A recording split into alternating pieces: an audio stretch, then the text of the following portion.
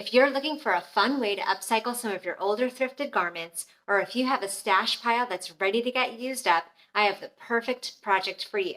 My inspiration came from a photo that I found online of someone who was selling their old Anthropologie blouse. They were selling it used for $100, and my first thought, as I'm sure many of you sewists would think, was I could totally make that. And so I did.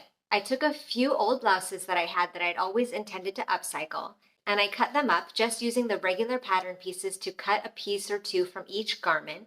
And what I ended up with was a very unique and very creative top. You could also use up a bunch of your old scraps. Even your smaller scraps that are only as big as a neckband or a cuff are perfect for this project. The pattern that I used today was Simplicity 9467. I'll include the link below so that you can check out the details and grab a copy. So join me for this sew-along as we get a little bit scrappy. Let's get started. You will need 2 yoke fronts mirrored, 1 yoke back cut on the fold, 2 front pieces mirrored, and 2 1-inch wide strips of interfacing, measuring the combined length of your front yoke and your front piece. 1 back piece cut on the fold, 2 sleeves mirrored, 2 cuffs and 2 cut from interfacing, 2 neckbands cut on the fold and 1 cut on the fold from interfacing, 2 collars cut on the fold and 2 cut on the fold from interfacing, and 11 half-inch buttons. Apply your interfacing to the wrong sides of both of your collar pieces, one of your neckband pieces, and both of your cuffs. I'm going to be attaching my front and back yokes using French seams here, but just in case you're sewing regular seams moving forward, you would place your front yokes on top of your back yokes and stitch your shoulder and side seams at a 5/8 inch seam allowance. For those of you who are also sewing the French seams, you'll place these pieces wrong sides together, pin, and sew your shoulders and side seams with a 1/4 inch seam allowance. And once you've sewn those seams, flip it wrong side out and pin those seams again. And now sew the seams again now that the garment is right sides together, sewing with a 3/8 inch seam allowance.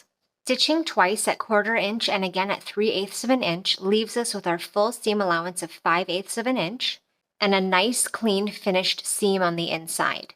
If you did choose to sew regular seams, make sure that you either serge or zigzag your seams. Now place your front pieces on top of your back piece. I'm doing French seams again so my pieces are wrong sides together. Pin your side seams.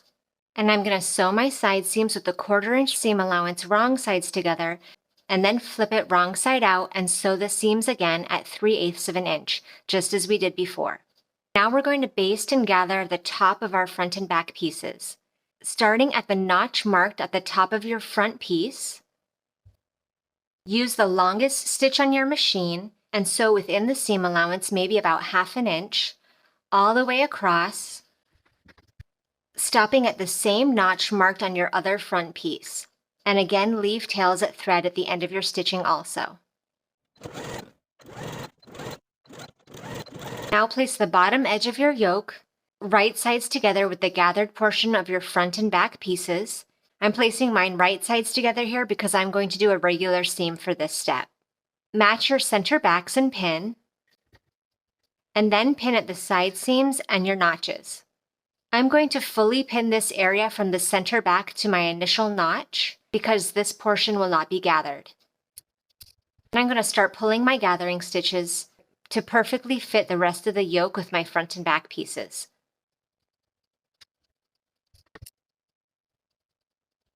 Even out your gathers and then fully pin this section. And do the same thing for the other side.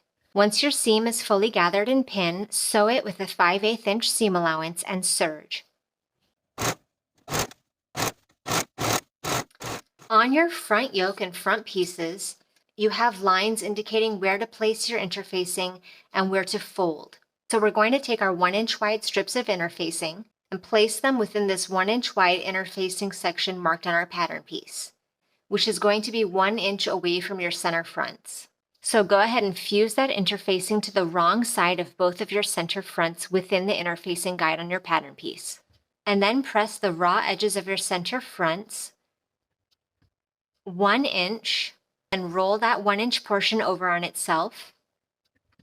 And go ahead and press that for a total of 2 inches. Do this for both center fronts. And then pin your folded and pressed center fronts, and then stitch close to the edge of this inner fold from top to bottom, and do this for both center fronts.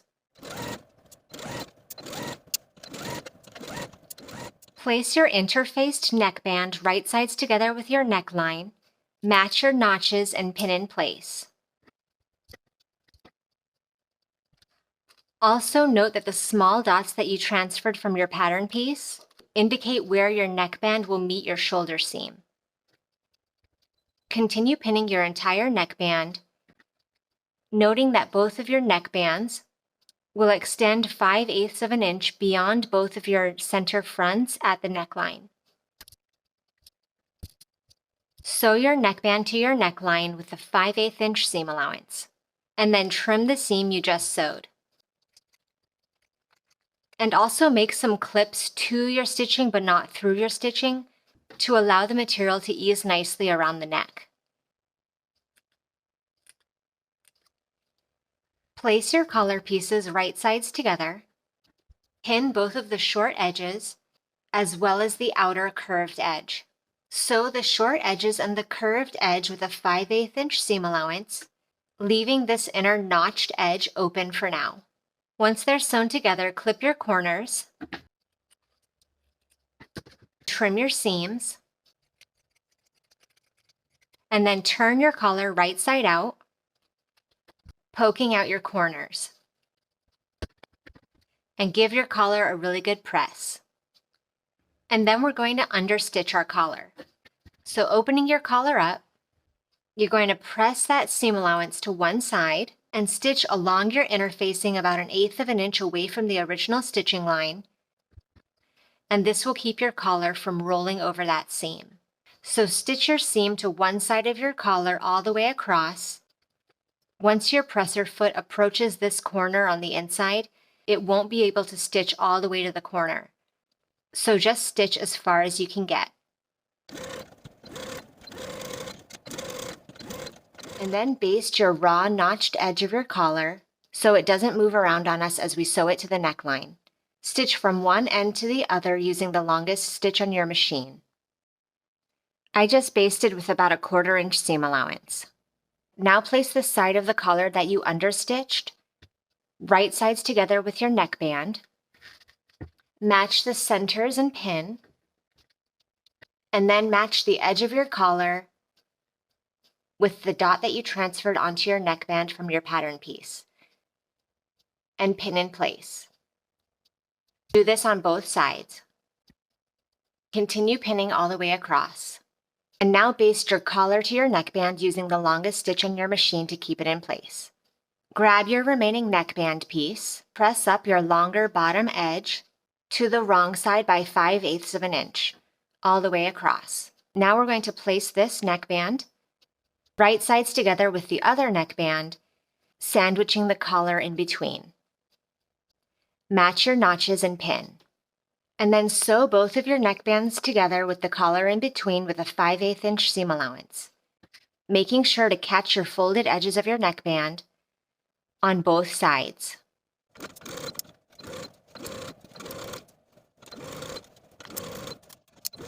Trim your seam and clip your curves. I'm going to use pinking shears to do both.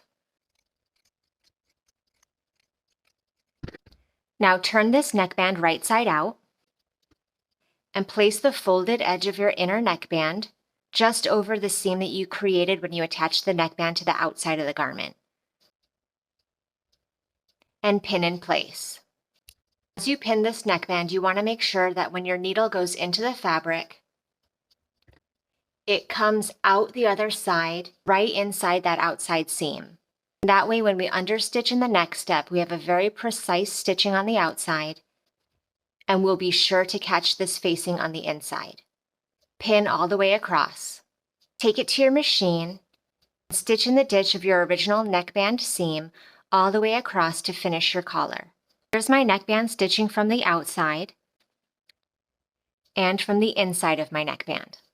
Before we start sewing our sleeve to our garment, we just have a quick step of prepping to do at the bottom of the sleeve because there's going to be a tiny section of the bottom of the sleeve that sits just above the buttons on our cuff piece. It's going to be exposed and visible from the outside of the garment, so we want to hem that tiny section with a rolled hem so that it has a nice clean finish. On the bottom of your sleeve pattern piece, you should have transferred 2 dots, and we're going to be sewing across these dots on the bottom of our sleeve, starting 5/8 of an inch away from the dot, sewing through the dots at this 5/8 inch seam allowance, and ending 5/8 of an inch away from the next dot. This will give us our pressing guide, and it'll also help the material in this section so that it doesn't stretch as we press it. And do this for the bottom of both of your sleeves. I'm going to take my scissors and make a snip to both of those dots, but not through the stitching, creating this little flap of fabric that we're going to do a rolled hem on. Do this for both sleeves. To do your rolled hem on this section, press up the raw edge of your flap to the stitching that we made. Give that a good press and then roll it once more along the stitching. Give that section a good press. And edge stitch right along the inner fold and do this for both sleeves. Fold your sleeve in half, right sides together, matching your underarm seams, and pin. Sew with a 5/8 inch seam allowance and do this for both sleeves. If you want to avoid using your serger to finish this seam, you also have the option of placing your fabrics wrong sides together, sewing at 1/4 of an inch, then turning your sleeve inside out and sewing again at 3/8 of an inch. When we go to insert our sleeve into the armhole, we may have to ease the sleeve cap a little bit, and you have notches on your sleeve cap indicating front and back. So do a row of basting stitches from notch to notch so that you can pull those threads together if you need to ease this sleeve into that armhole section. For your cuff pieces, press up both unnotched edges to the inside by 5/8 of an inch. From your pattern piece, you also have dots indicating where to pin your cuff to the bottom of your sleeve, 5/8 away from both of the edges of your cuff, and those dots correspond with the dots that we started our rolled hem at earlier. So match up those dots and pin. Continue pinning all around your cuff. Sew all around your cuff from dot to dot with a 5/8 inch seam allowance and do this for both sleeves.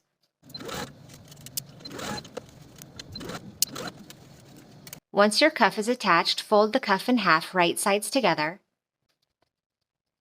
and pin the short edges, catching the fold that you made with your iron, as well as the fold on the inside that was created when we sewed the seam. Do this for both sides of your cuff. Now sew both pinned seams from the outer edge of your cuff all the way to the point where we started our stitching for the cuff to the sleeve. Do this on both sides of your cuff and for both sleeves, and sew with a 5/8 inch seam allowance. Once it's sewn, trim your seam and clip your corner on both sides. Turn your cuff right side out, poking out your corners, and then turn your whole sleeve inside out. And we're going to take this folded edge of our cuff and place it directly over that seam, poking our needle through the cuff fabric and out the seam on the right side of the fabric. Just as we did to finish our collar, pin all the way around and then stitch in the ditch of your original cuff seam, catching your inner cuff fabric as you sew all the way around, and do this for both cuffs. Place your sleeve right sides together with your armhole matching your notches, and pin. Pin from the underarm seam to your first notch all the way across, because this portion of the underarm will fit the armhole perfectly without having to be eased in. And do this on both sides of the underarm seam. Now from the notch to your shoulder seam, begin pulling those gathering stitches to ease it in just enough so that it fits perfectly with the material. Any gathering that happens, you want it to happen within the seam allowance and not beyond. It's going to be a very slight gather. As you see, as I pulled those gathering stitches, it creates a little bit of waviness in the seam allowance, but no gathering beyond that seam allowance, and that's what you want when you ease it in. And once you have the sleeve eased into that armhole, go ahead and pin all the way around. Sew with a 5/8 inch seam allowance and serge, and do this for both sleeves. Now we're ready to hem the very bottom of our blouse. To do this, we're going to do a rolled hem. I'm going to fold up the raw edge to the inside by about 1/4 inch. Roll that 1/4 inch portion once more over itself and pin in place. Continue your rolled hem from one button placket all the way across to the other button placket. Edge stitch close to this inner fold all the way across. And now the very last step is to sew our buttonholes and buttons to both of our center fronts and both of our cuffs. For the center fronts, I'm going to use my buttonhole guide included with the pattern pieces and line it up with my center front. And for each of the button markings, I'm going to place a pin at the bottom and the top of those markings. And I'm going to use these pins as my guide for where to start and stop my buttonhole stitching right in the middle of this placket. Do this for each of your button markings. You're going to sew vertical buttonholes all along this right placket, but for the button that you're going to be sewing into your neckband, you'll just sew a buttonhole that's 5/8 inch long within the same spacing parameters that we have for our button placket. So you're going to sew a horizontal buttonhole right in the middle top edge of this neckband. Align this placket with your buttonholes alongside your other placket and make a marking on your other placket to designate where you're going to be sewing the button in the center of that placket, right in line with your buttonhole. I've just used pins here to indicate my button points on my opposite placket. And then go ahead and sew on all of your buttons. Apply your buttons and buttonholes to your cuffs in the same way that we just did for the placket, following the button guides included on your pattern piece. And then you're all done with your blouse. Thank you so much for watching this sew along. Make sure you check out my other videos for more great sewing inspiration for your wardrobe. I'll see you in the next video.